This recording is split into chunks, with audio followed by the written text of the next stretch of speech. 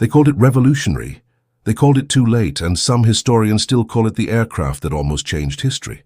The Messerschmitt Me 262 was not just another fighter plane.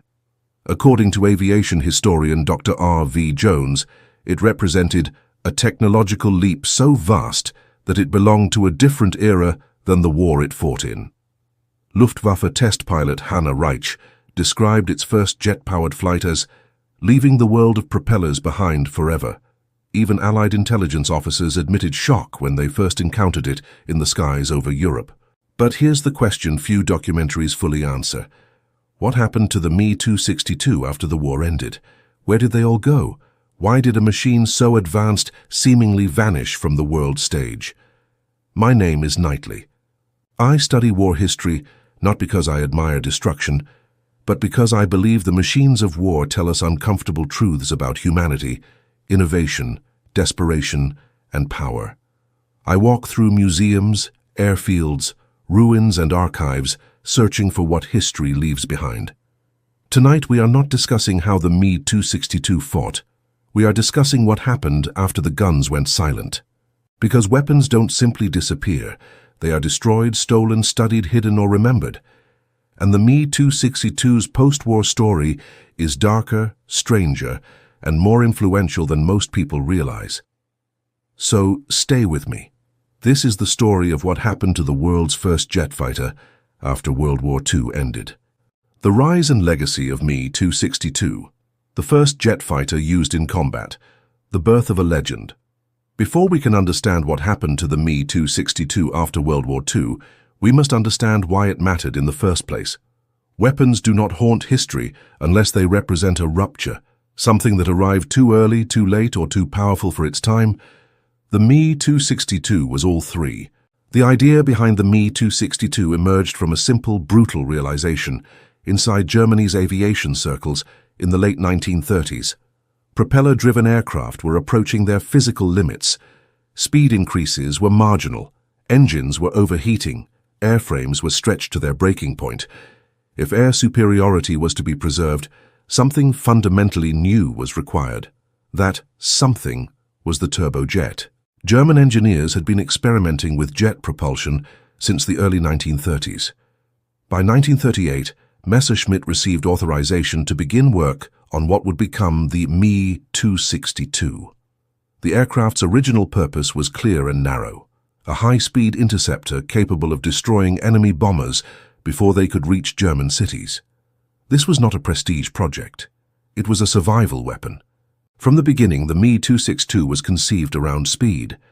Its swept wings, mild by modern standards but radical at the time, were designed to delay compressibility effects at high velocity. Its twin Jumo Z04 engines were mounted beneath the wings, not because it looked elegant, but because engineers needed to manage heat, airflow, and maintenance as efficiently as possible. But brilliance came with fragility. The Jumo Z04 engines were technological miracles built under wartime desperation. They relied on low-grade alloys due to shortages of heat-resistant metals like nickel and chromium.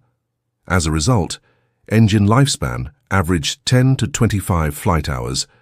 Throttle misuse could cause immediate flameout. Takeoff and landing were extremely hazardous. The Me 262 was fast, but it was not forgiving. Compounding these issues was political interference. Adolf Hitler, fixated on offensive symbolism, demanded the Me 262 be developed as a fast bomber rather than a pure interceptor. This decision delayed operational deployment by months, arguably years, during a period when Germany could least afford delay. By the time the Me 262 was ready for combat, the world it was designed to defend was already crumbling. First, combat deployments. When the Me 262 finally entered combat in mid-1944, it shocked everyone, friend and foe alike. Allied pilots reported encounters that defied expectation. Aircraft that appeared suddenly, passed through formations at impossible speed, fired once or twice, vanished before escorts could react. To bomber crews, the Me 262 felt less like a fighter and more like a force of nature. Its four 30mm Mk108 cannons could tear apart a B-17 or Lancaster with a single burst. Entire bomber formations could be disrupted by just a handful of jet passes. Yet fear did not equal dominance. The Me 262's operational debut revealed its greatest paradox. It was unbeatable in the air, but extremely vulnerable on the ground. Allied intelligence quickly adapted. Long-range fighters were ordered to loiter near known Me 262 bases, attacking jets during takeoff and landing when they were slow and exposed. German pilots, many hastily trained, struggled to master the aircraft. Jet combat required a different mindset: energy management over dogfighting, discipline over instinct. Veterans adapted. New pilots often did not survive long enough to learn. Psychologically, the Me 262 shattered the illusion of Allied technological invincibility, but only briefly. The Allies did not panic. They analyzed, adjusted, and countered. The jet had arrived, but it arrived alone.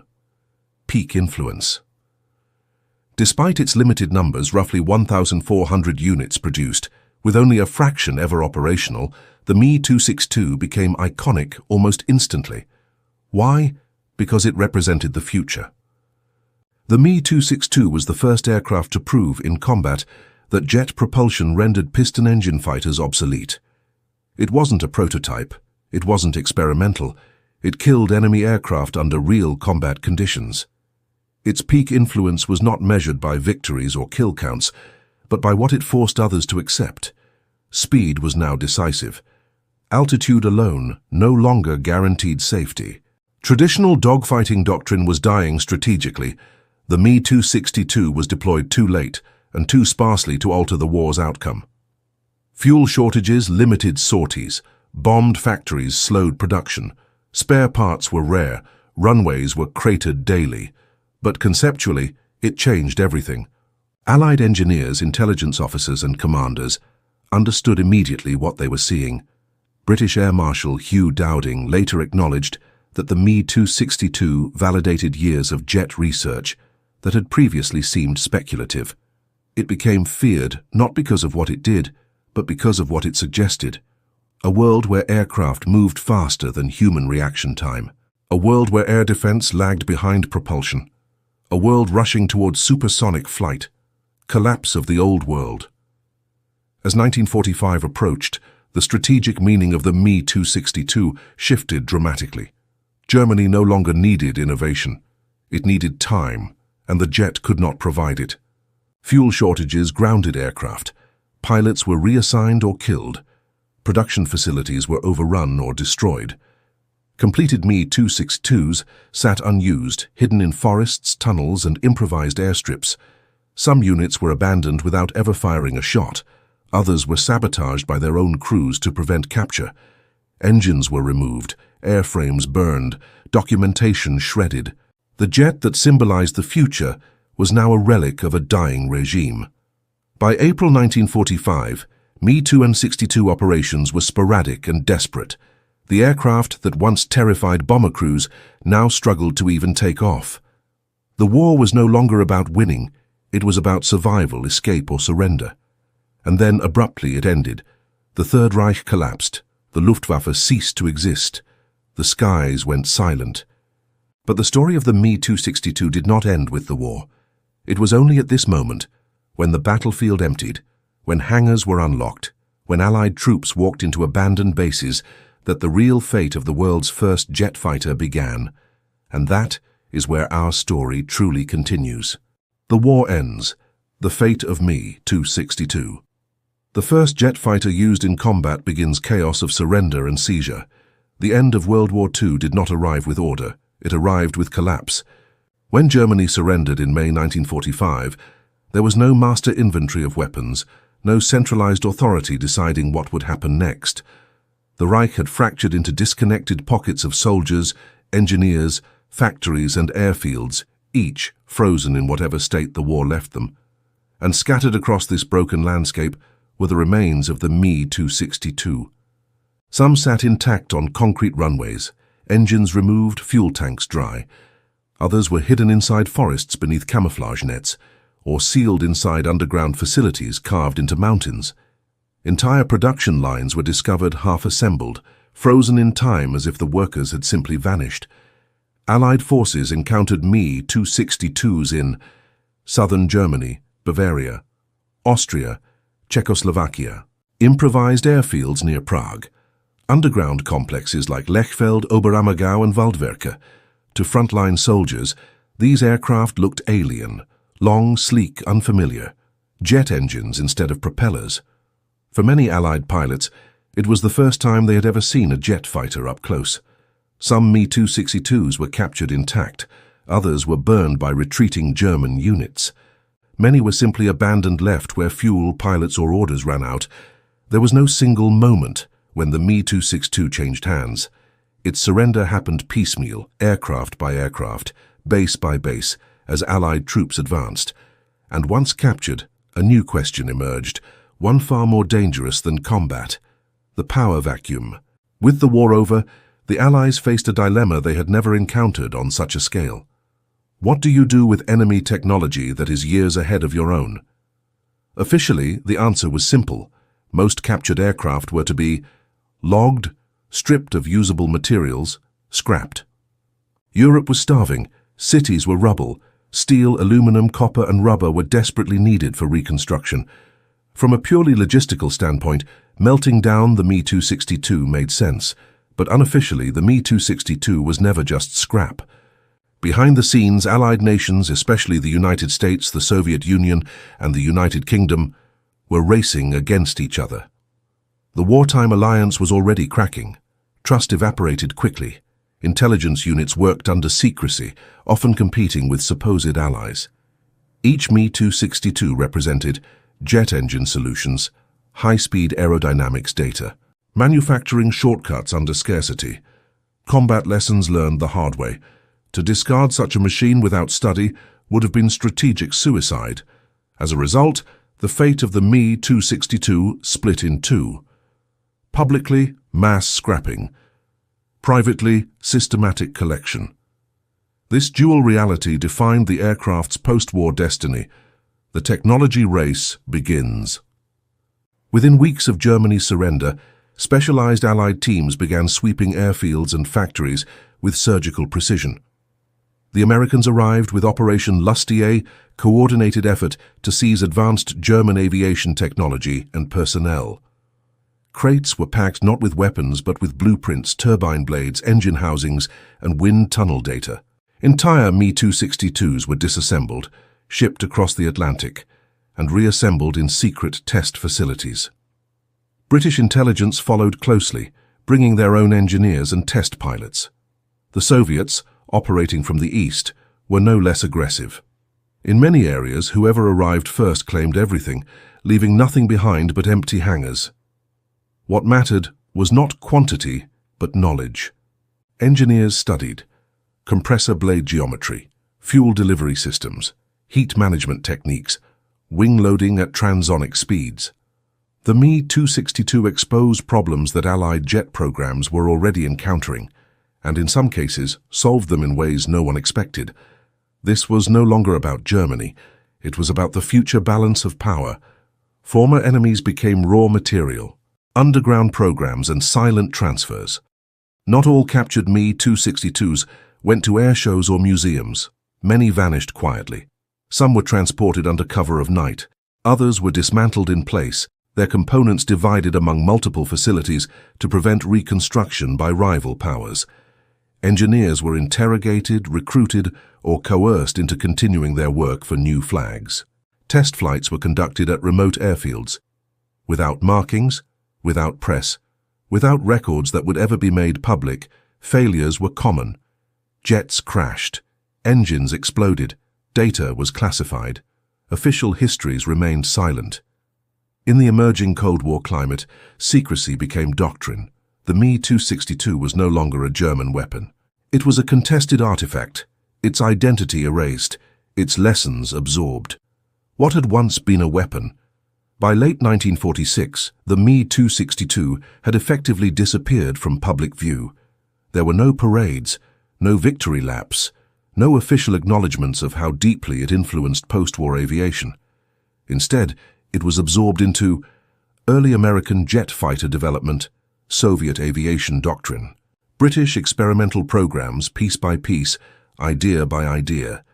The jet that had failed to save the Third Reich was now shaping a world divided by ideology, suspicion, and speed. What had once been a weapon of war was now a blueprint for the future. And yet, one final question remained. If so many Me-262s were captured, if so many were studied, if so many were built, where did they all go? That question, simple, unsettling, unresolved, leads us to the heart of this story. Where did they all go?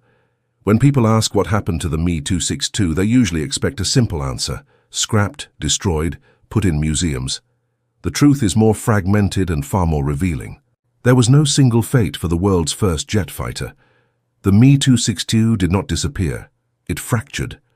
Its airframes, engines, ideas, and even its pilots were scattered across continents, absorbed into rebuilding economies, secret research programs, and the early machinery of the Cold War. To understand where they all went, we must follow the aircraft down 5 separate paths, scrapped for resources. The most common fate of the Me-262 was also the least dramatic. It was melted down. Post-war Europe was desperate. Cities lay in ruins. Railways were twisted wreckage. Factories had been bombed into silence. Raw materials, especially aluminum, steel, and copper, were in critically short supply. From the perspective of government struggling to feed and house millions, an abandoned jet fighter was not a historical artifact. It was a pile of reusable metal. Thousands of German aircraft of all types were ordered destroyed. The Me-262, despite its advanced nature, was not exempt. In many cases, scrapping began almost immediately after capture. Airframes were cut apart where they sat. Engines were removed and separated. Instruments were stripped and sold or reused. Entire airfields were cleared in a matter of weeks. For reconstruction planners, the logic was brutal but efficient. The aluminum from a single Me-262 could help rebuild homes, factories, bridges, or rail lines. No one in 1945 was thinking about preservation. Survival came first. As a result, the majority of Me-262s did not survive even a year after the war. They became construction materials, industrial tools, railway components, civilian machinery. The aircraft that once flew faster than any fighter in the sky was reduced to anonymous metal. Its identity erased, its story lost. But not all of them were destroyed so quickly. Captured by major Allied powers. While most Me-262s were scrapped, a significant number were claimed deliberately by the victorious powers. United States. The United States seized more Me-262s than any other nation. Under Operation Lusty, American teams captured intact aircraft, engines, and technical documentation. Several Me-262s were shipped to the United States for testing at facilities such as Wright Field. American test pilots flew the aircraft extensively, evaluating acceleration, high-speed handling, weapon stability, engine reliability. These tests directly informed early U.S. jet programs. While American designers did not copy the Me-262 outright, its influence is visible in the transition period between propeller aircraft and early jets. Once testing concluded, most American-held Me-262s were either scrapped or relegated to storage. Soviet Union. The Soviet approach was more aggressive and more secretive. Soviet forces captured Me-262s, production tooling, and entire factories in eastern Germany and Czechoslovakia. Engineers and technicians were relocated east, sometimes voluntarily, often not. Rather than flying the aircraft extensively, Soviet engineers focused on reverse engineering concepts, particularly jet engine manufacturing under material scarcity.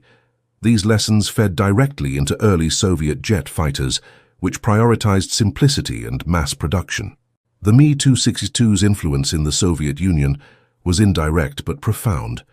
United Kingdom Britain had already been developing its own jet aircraft, but the Me-262 confirmed many theoretical assumptions. British engineers studied captured aircraft primarily to validate aerodynamic and engine design principles, rather than to adopt them wholesale. British-held Me-262s were flown briefly, documented thoroughly, and then retired.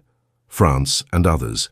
France, rebuilding its aviation industry almost from scratch, examined captured Me-262s for both technical insight and symbolic value. Smaller numbers of aircraft also reached Canada, Czechoslovakia, Poland. In most cases, these aircraft served as training tools, technical references or propaganda symbols rather than operational fighters. Secret programs. Some Me-262s didn't just get captured, they vanished. Certain aircraft were transferred to closed test facilities where records were incomplete or classified. Flights were unmarked. Results were never published. These programs were not about flying the Me-262 as a weapon. They were about understanding its failures as much as its successes. Jet engines exploding after limited use, control issues at high speed, structural fatigue. In many cases, the aircraft were deliberately pushed beyond safe limits, something wartime Germany could never afford to do. Crashes were expected, losses were acceptable, and when an airframe was no longer useful, it was quietly dismantled, leaving behind no public trace. This is why historians struggle to account for every Me-262 produced. Some were absorbed into programs that left no paper trail accessible today. Museum preservation. Only a tiny fraction of Me-262s survived through deliberate preservation. Museums acquired them not immediately, but years later, often rescuing neglected airframes from scrapyards, storage depots, or forgotten bases. Restoring them was extraordinarily difficult. The reasons were simple. Jet engines were fragile and dangerous, replacement parts did not exist, documentation was incomplete, corrosion had already taken hold. Many surviving Me-262s in museums today are not fully original. They are reconstructions, assembled from parts of multiple aircraft. Others are static displays, never intended to fly again. Some were left intentionally unrestored, their scars visible, as a reminder of how close the aircraft came to being completely erased. These museum pieces represent survivors, not the norm. Battlefield relics and abandoned survivors. And then there are the ghosts. Some Me-262s were never recovered at all. Aircraft that crashed in forests, swamps, mountains, or remote regions were often ignored in the chaos of post-war reconstruction. Others were deliberately abandoned in places too difficult to reach. Over the decades, pieces have surfaced. Engine fragments unearthed during construction, wreckage found by hikers, components recovered by divers from lakes and rivers, airframe sections discovered in collapsed hangars. These remains are often unrecognizable to the untrained eye, just twisted metal buried in soil. But to historians and archaeologists, they are silent corpses of a war that never fully ended. Sometimes discoveries raise new questions. Serial numbers that don't match records. Modified components that suggest experimental use. Gaps in documentation that hint at stories still buried. The Me-262 did not vanish in one moment. It dissolved into metal, memory, and mystery. And yet, despite this fragmentation, its influence only grew. Because even as the aircraft itself disappeared, its ideas survived and went on to reshape the world. That legacy is what we must examine next. Impact on the post-war world. The Me-262 failed as a war-winning weapon, but it succeeded as something far more consequential. It ended one era of warfare and ignited another. When World War II ended, the aircraft itself was disappearing, scrapped, dismantled, buried in archives. Yet its influence spread quietly, deeply, and irreversibly. Long after its engines stopped, the Me-262 continued to shape military doctrine, political strategy, and cultural memory across the post-war world. This section is not about what the Me-262 did in combat. It is about what it changed forever. Influence on new military technology. The Me-262 forced every major military power to confront a hard truth. Propeller-driven fighters were obsolete. Before 1944, jet propulsion was still treated as experimental. After the Me-262, it became inevitable, redefining fighter design. The aircraft introduced or validated several design principles that became standard in the jet age. High-speed interception over maneuverability. Dogfighting, once the defining feature of air combat, was giving way to speed, altitude, and first strike capability. Heavy, forward-firing armament. The Me-262's 30mm cannons demonstrated that fewer hits from heavier weapons were more effective at jet speeds. Energy management doctrine. Pilots could no longer rely on tight turns. Combat became about conserving speed and controlling engagement geometry. These lessons directly influenced early Cold War aircraft on both sides of the Iron Curtain. NATO and Warsaw Pact doctrine. Western air forces prioritized fast interceptors, long runways, radar-guided engagements. Eastern Bloc forces emphasized simpler jet designs, rapid production, ease of maintenance under harsh conditions. The Me-262 stood at the conceptual crossroads between these two approaches. It showed what was possible and what was dangerous when jet technology outran infrastructure and training. Even aircraft that looked nothing like the Me-262 carried its DNA in their design philosophy. Jet engines, the real legacy. More than the airframe, it was the engine that haunted post-war aviation. The Jumo Aero 4 was unreliable, short-lived and fragile, but it proved jet propulsion could be manufactured at scale, even under extreme scarcity. That fact alone transformed military planning. Post-war engineers studied compressor stages, fuel injection methods, heat management under limited materials, rapid manufacturing techniques. The result was not imitation, but acceleration. By the early 1950s, jet fighters were faster, more reliable, mass-produced, central to national defense. The Me-262's greatest contribution was proof that the jet age had arrived and there was no turning back.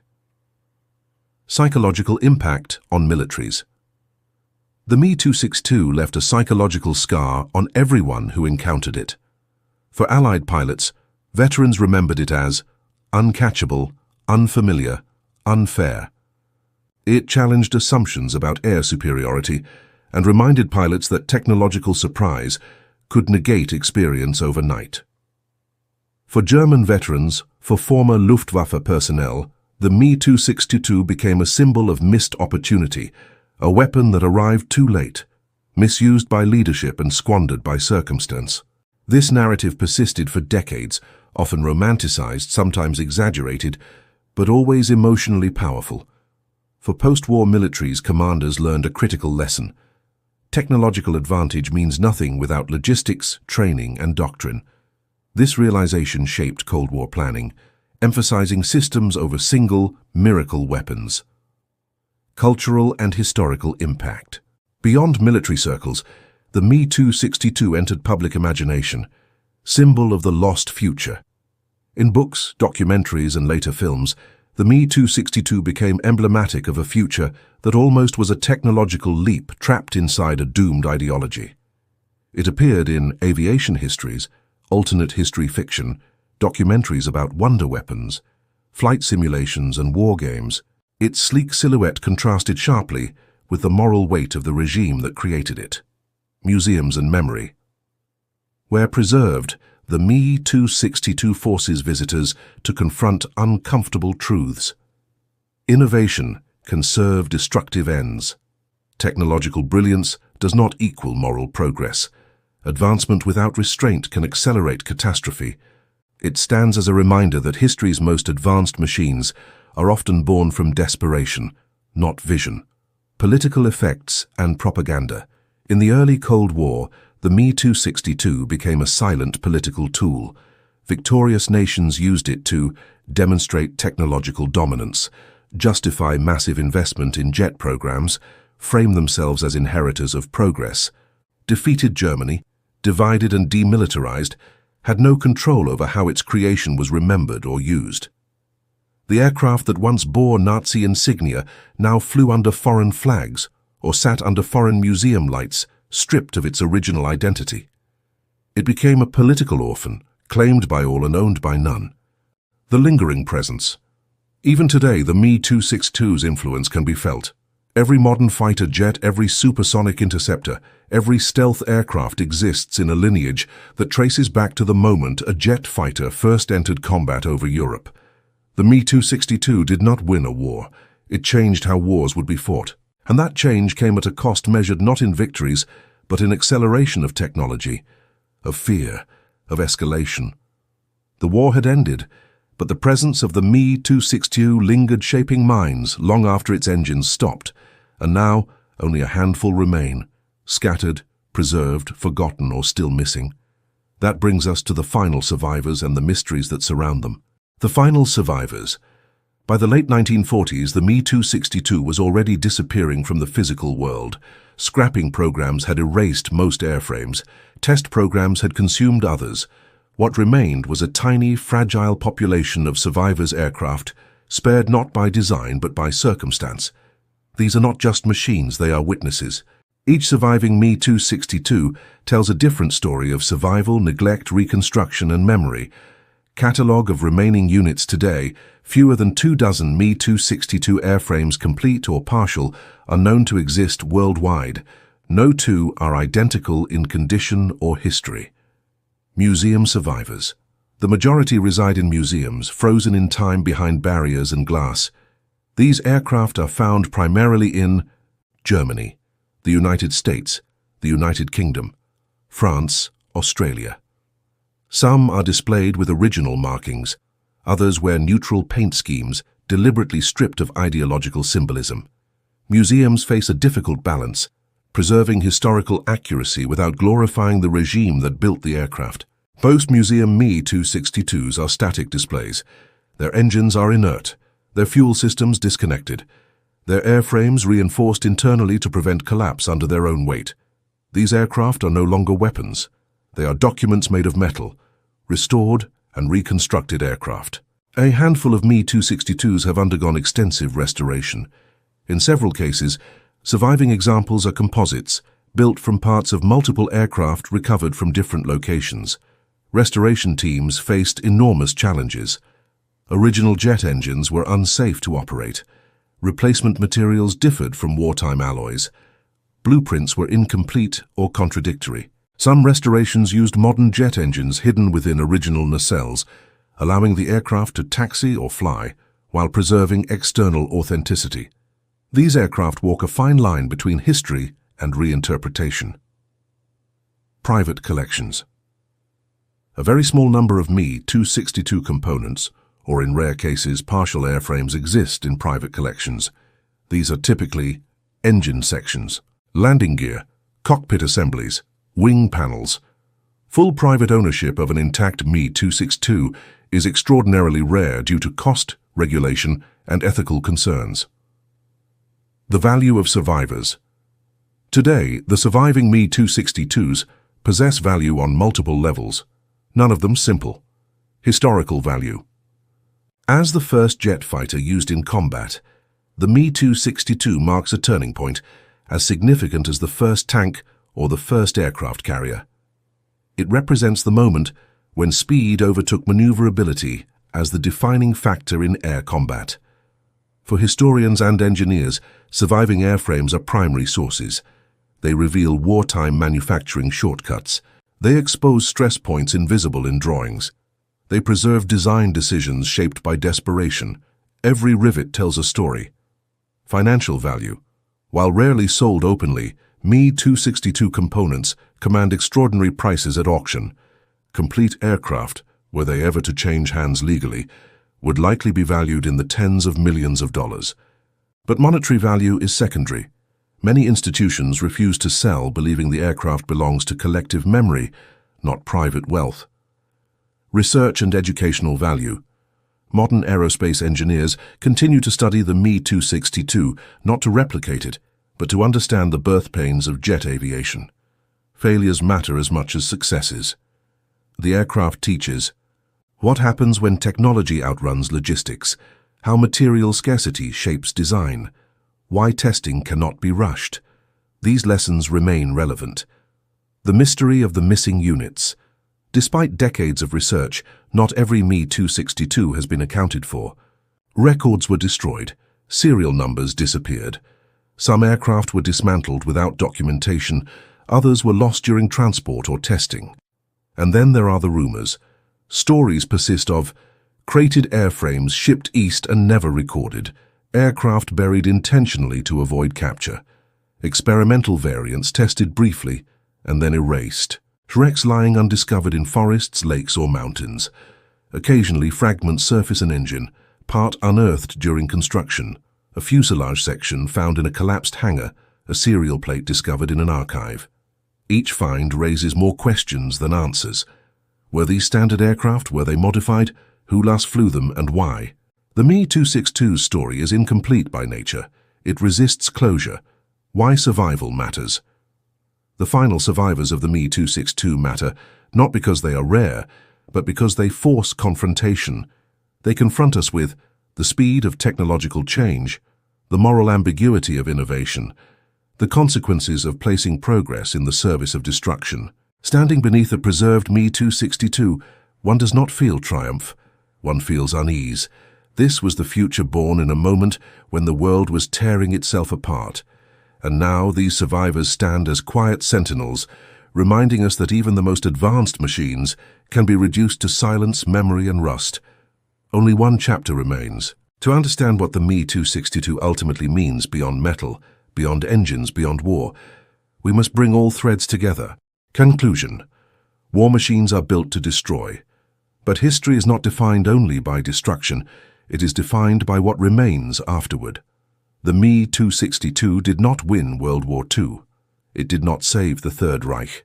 It did not arrive in time, arrive in numbers, or arrive under leaders capable of understanding its true value. And yet, few machines have left a deeper imprint on the modern world. Because the Me 262 was not merely a weapon, it was a threshold. It marked the moment humanity crossed from one era of warfare into another, where speed surpassed skill, where technology moved faster than doctrine, and where innovation could no longer be contained by ideology or borders. The illusion of the miracle weapon. For decades, the Me 262 has been labeled a Wunderwaffe, a miracle weapon that might have changed everything, if only it had arrived earlier. That narrative is comforting. It is also false. No single machine can overcome collapsing infrastructure, fuel shortages, lost air superiority, and catastrophic leadership failure. The Me 262 proved that technology alone does not win wars. What it did prove was something more dangerous, that once a technological threshold is crossed, there is no return. The jet age could not be undone. Once the Me 262 flew in combat, every nation capable of aviation understood that the future had already arrived, ready or not. Scattered metal, unified legacy. After the war, the Me 262 did not receive a victory parade or a formal farewell. It was cut apart for scrap, hidden in archives, dismantled in laboratories, studied in silence, forgotten by the public. Its airframes were scattered across continents. Its engines were reduced to data points. Its pilots returned to civilian life or disappeared into history. And yet its legacy converged. From American interceptors to Soviet jet squadrons, from NATO doctrine to Warsaw Pact production philosophy, the Me 262's influence threaded through the post-war world like an invisible spine. It taught engineers what to copy and what to avoid. It taught commanders that speed changes everything. It taught politicians that technological superiority is both power and burden. The human cost behind the machine. It is easy to speak of aircraft in terms of performance and innovation. It is harder but necessary to remember the people bound to them. The Me 262 was flown by young pilots with minimal training, veterans pushed beyond exhaustion, men tasked with defending cities already burning. Many never had a chance to adapt. Jet flight demanded discipline and restraint qualities that war by its nature destroys. On the ground, engineers worked with inadequate materials, under constant bombing, racing deadlines they knew were impossible. Their brilliance was real, their context was tragic. The Me 262 is not a symbol of German genius alone. It is a symbol of human ingenuity under unbearable pressure and the moral blindness that can accompany it. Memory without glory. Today, the surviving Me 262s sit motionless. In museums, in restoration hangars, in private storage, in fragments buried beneath soil and water. They do not roar, they do not fly, they do not threaten. And that is as it should be. They are not monuments to victory. They are warnings. They remind us that progress is not inherently virtuous, that innovation detached from ethics accelerates destruction, that the most advanced machines can be born from the darkest moments of history. Standing before a preserved Me 262, one does not feel pride. One feels distance from the world that built it, and unease about how easily such worlds can return. Why I tell these stories? As I walk through museums, abandoned airfields, forgotten bunkers, and quiet roads where history once roared, I am reminded why I do this. Every relic has a voice, every wreck has a history, every machine, no matter how destructive, teaches us something about who we were and who we have become. I tell these stories not to glorify war, but to strip it of its myths, to show that behind every breakthrough lies a cost paid in lives, cities, and futures altered forever. The Me 262 does not ask to be admired, it asks to be understood. The unfinished story. Even now, parts of the Me 262 story remain missing. Unaccounted airframes, classified archives, wrecks still buried in forests and lakes, decisions never recorded. History is never complete. It is revised not by imagination, but by discovery. Perhaps someday another fragment will surface, another document will be declassified, another question will be answered, and when it is, the Me 262 will speak again. A quiet invitation. If you want to continue this journey with me, through forgotten prototypes, through abandoned fortresses, through the silent bones of history, join me. There are countless echoes of war still waiting to be heard. Thank you for watching, thank you for listening, and as always, what should we uncover next? Leave your thoughts below.